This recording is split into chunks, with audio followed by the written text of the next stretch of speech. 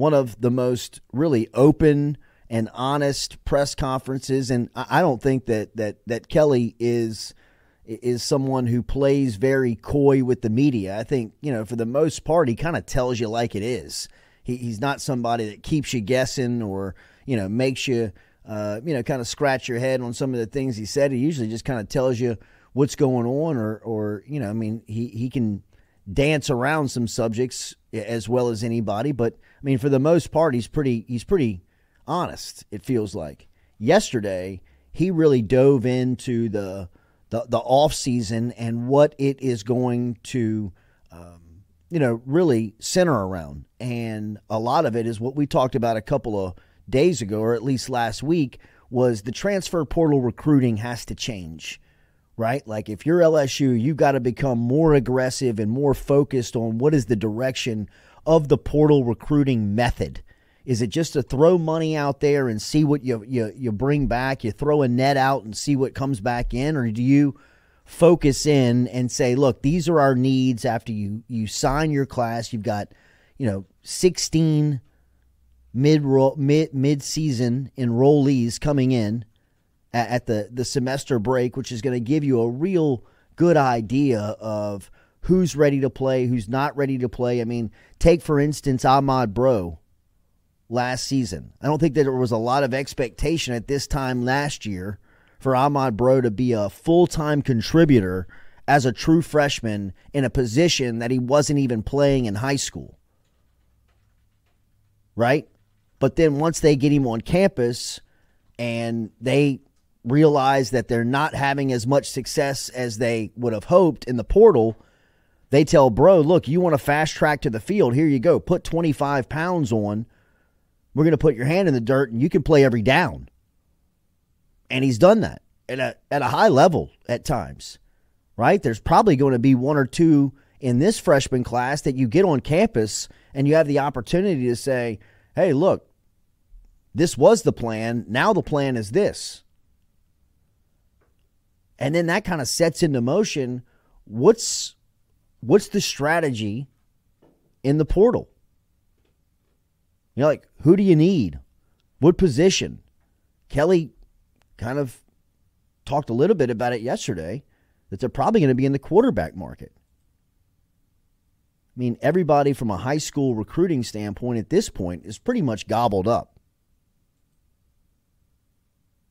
So, that tells me that they either know something or they're waiting to see what happens in the portal, and that might be their and that's just an example of a position. But I think, and this is no disrespect, but JVR Suggs is a great piece in quality depth on a defensive line that has some guys in a rotation.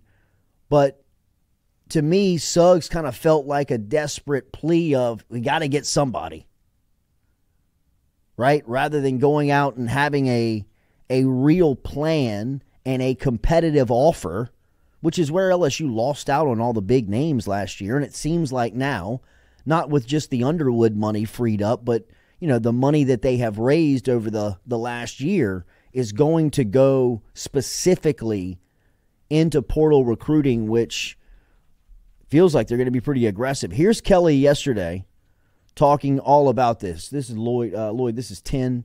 Kelly talking about what his outlook is on the transfer portal this offseason. We'll be very aggressive. I think everybody that's followed us knows that we weren't very aggressive in the transfer portal. We put together a defensive line using minimal resources. We've really put ourselves in a position, and I'll use this term loosely, to stay well under the cap, so we could be quite aggressive this year, and we will be very aggressive in that area, as well as bringing in 16 mid-years. We're going to have 16 mid-years.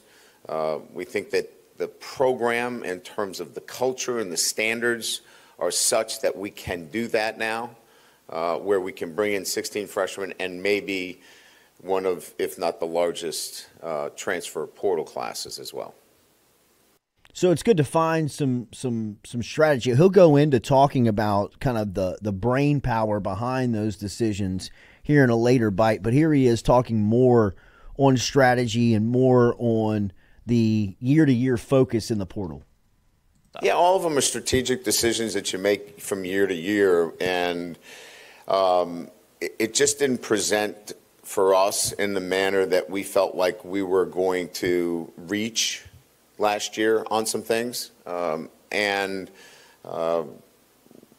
just didn't, I think at the time when we were looking at players that made sense for us, they duplicated a lot of things. We don't have that duplication in the program anymore. So that's why in certain areas we'll be very aggressive. So I thought that was really good to hear. You know, I mean, it feels like Kelly knows that he's got some competitive money that he can now approach the portal with, which I think last season, as he kind of said, he was like, you know, they just couldn't really be that aggressive.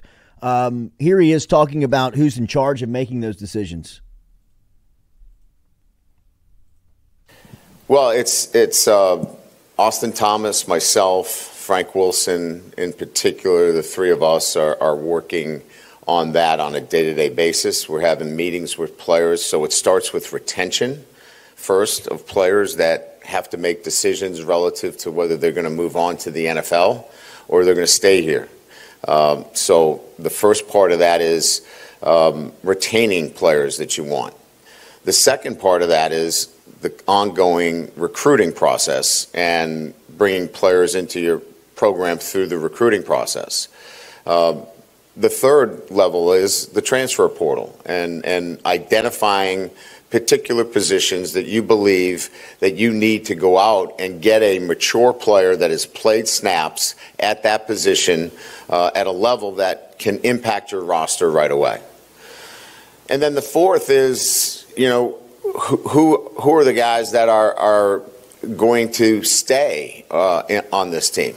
And you're evaluating those players that have stayed above the cut. So there's a lot going on as we continue to work on our football team to get W's and to have positive outcomes. So there's a lot going on right now in college football, and it's caused a lot of gray hairs. It's caused some guys to say, I think I'd rather be doing something else. I'm excited about it. I'm excited about what the roster can look like. I'm excited about what kind of football team we can put on the field. And it's going to be a fun couple of months. The last part of that soundbite, that's you know, like that's the part that I think gives a lot of cause for concern of kind of Kelly in this time of college football. It's a lot of change. You know, it's a lot of, like he said, driving people out of the game. I think ultimately that is what happened to Nick Saban. I think, you know, anybody who 3 years ago, if you would have said, hey, 3 years from now, Saban's going to be out of the game, would have just thought that is wild. And I know that there were some chirps in Tuscaloosa, but the last 2 years, it really started to pick up steam. And last season, you know, I think people almost came to expect it when you talk to people around the Alabama program because of just the change that was happening. I mean, for a guy like Saban, it probably came down to the loss of control, the loss of all overall control of the roster. There was just too many entry points for him to get cherry-picked or for him to get, you know, kind of surprised. And for a guy like him, I just think that's too much to deal with. And he just said, look, I'm out. And, you know, kind of like what's happened to college basketball, right, with Krzyzewski and Roy Williams and, you know, those guys being like, forget this, man. You know, like this is too much. And I wonder if Kelly can, because he's in that generation, right, where it was done for such a certain way for a long time, right? And for a lot of those years, there was never any sign, there was never any potential, there was never any real chance that it was going to change, right? I mean, literally over the last 5 years, I mean, this thing was lightning in a bottle how fast it really kind of came out from under the NCAA.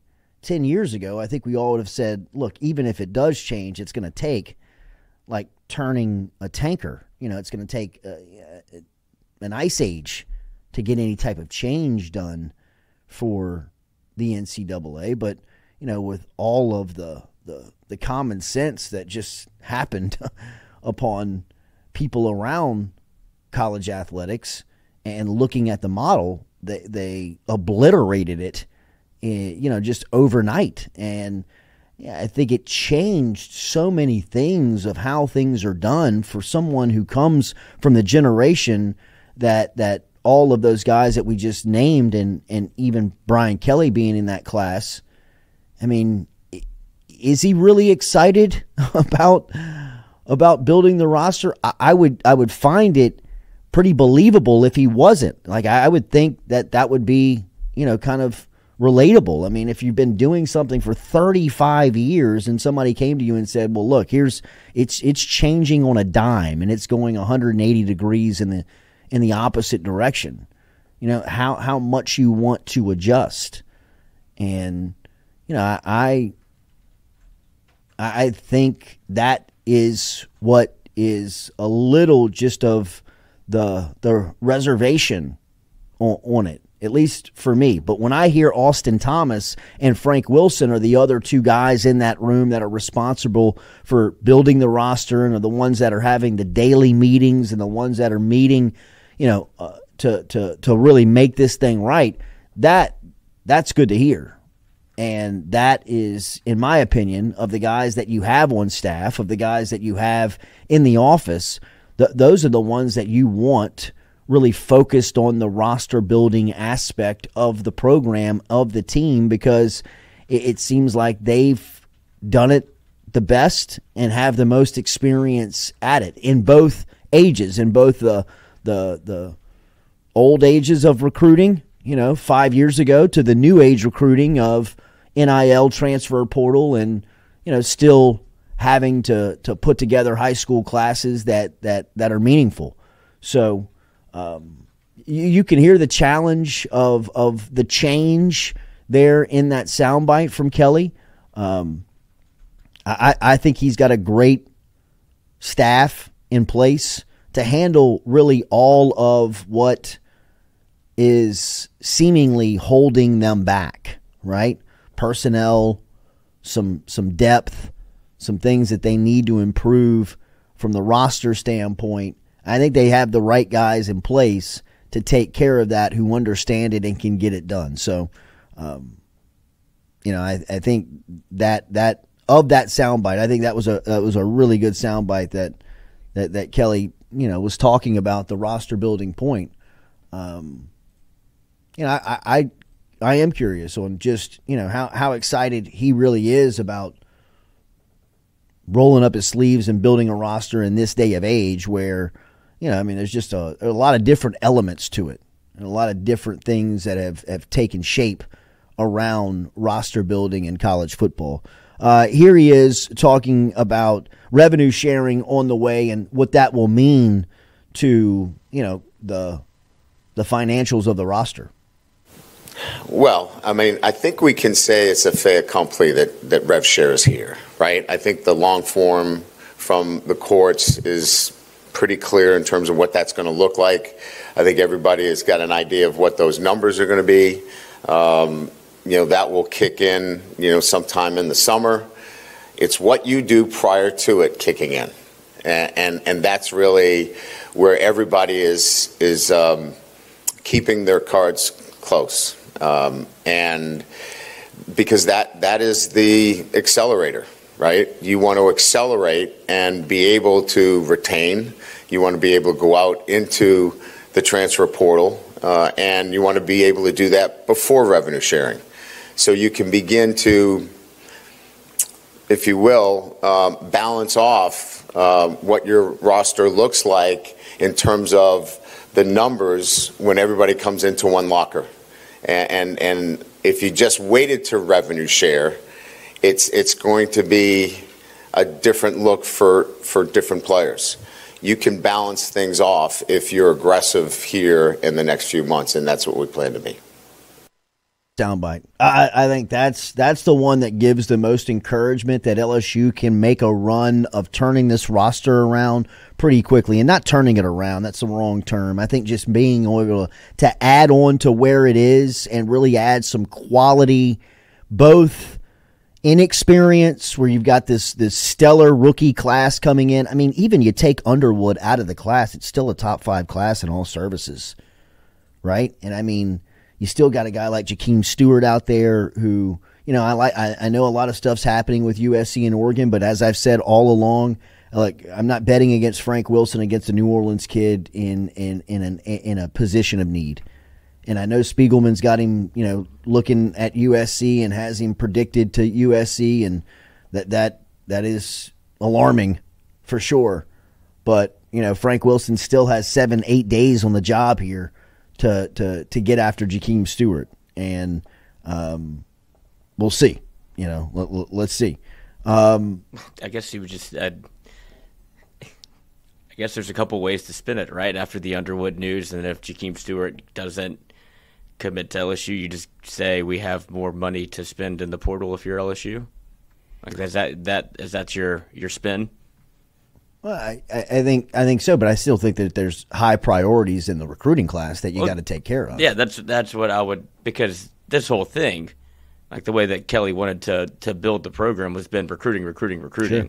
And now he's kind of changed his tune a little bit to the portal. Well, I don't think he's changing his tune. I think it's the way that you recruit the portal. We talked about this last week. I think you still have to build the foundation of the program through high school recruiting. You have to have 3 to 4 year guys that are around, 5-year guys that are in the program that you can, you know, find team leadership, that you can build that part of the program on. But you now have the opportunity to really treat it, the portal, isolated to the portal, because I think that there is a method that you have to have in place that is committed to high school recruiting, so you can, like we just talked about, build the foundation and the core of the program.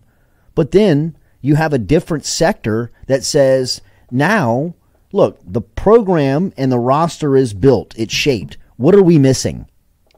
What do you need to take that next step with this team? Right? Like, let's just play the game this year. Like, what do you need? Right? Like, you needed defensive linemen. You needed probably some secondary guys. Right? Like, I mean, obviously Caleb Downs was the big fish of the safety that was available in the offseason, but I mean, to be able to be in the competitive conversations with guys like that is where you need to be. Who was the big Michigan State defensive lineman that they missed out on? Barrow. They had him down here for a weekend. They thought they were going to get him. They felt great about the football conversations. And then he went to Miami a week later. They put the money on the table, and he was like, it's non-competitive. They had one come in from TCU that landed at Oklahoma. The visit went great from the football standpoint. They loved it. They were going to LSU. That fit in. Then the money came. Non-competitive. Right? I think those conversations are the ones that you have to be competitive in now. And it sounds like, really, and looking at Brian Kelly, I mean, kind of look at the way that he presents that. He seems very confident, like this offseason, those conversations are going to be very different.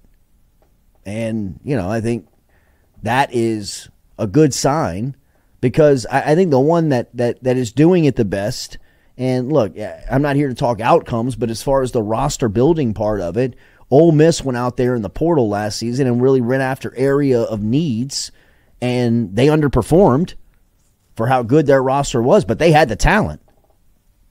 And I think, you know, you bring Austin Thomas in from Ole Miss, who is really at the center of that brain trust that Lane Kiffin had in place to build it that way.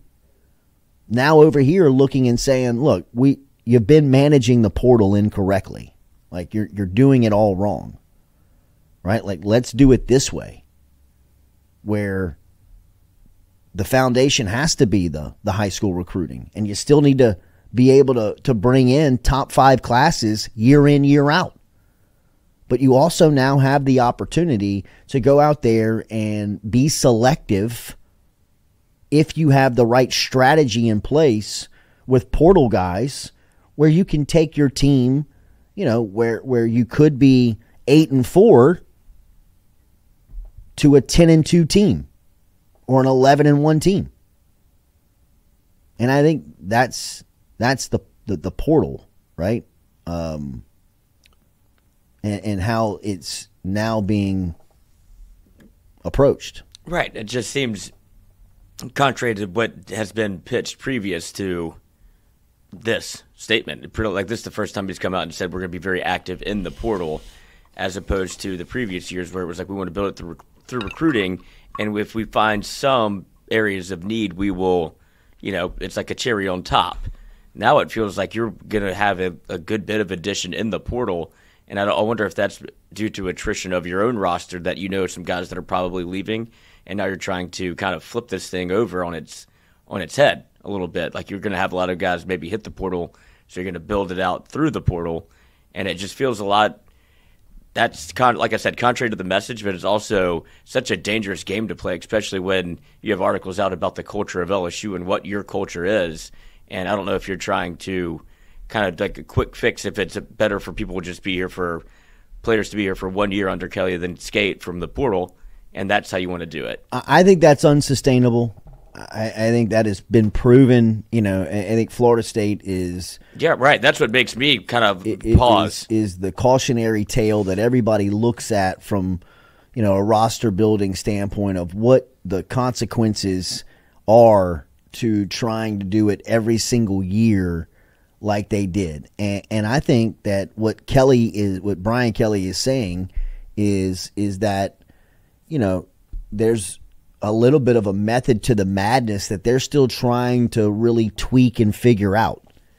And I think he's correct in saying that you still have to get top 5 recruiting classes. Yeah.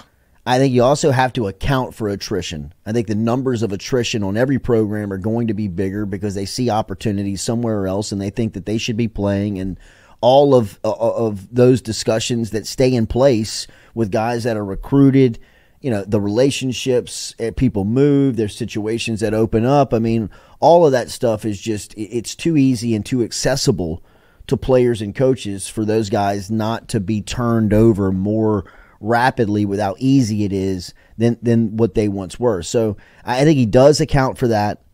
And I think they had to change their approach from the portal in, year 1, it was take everybody who was anybody. Year 2, it was, be a little bit more selective, but really kind of keep the gates open to the program of guys that wanted to come in. Year 3, it was, let's see if you can get some of the major players out of the portal, and they were winning the conversations with the football aspect of it, but they couldn't close the deal when it came down to the money. And it sounds like they have, kind of refined their strategy in saying, you still believe you got to do the work in high school. You still got to believe, you still got to be able to get those guys committed and into the program. There just has to be a little bit of a slight change to the portal approach. And that's what I heard in that soundbite. I didn't hear that he was, pivoting and changing, and it was just kind of like you're realizing like this is the new way of it. This is the way that it's going to really function, in my opinion, is there's going to be a nice mix of young, veteran, transferred in players that you're going to have to gain the chemistry with. And as soon as the season's over, you're going to have to account that, you're going to lose a bigger number than you were even 2 years ago within NIL time, within transfer portal time. I mean, it even seems right now as the lay of the land has been kind of more developed, figured out, and taken in from the players, the more that you'll see this movement happen.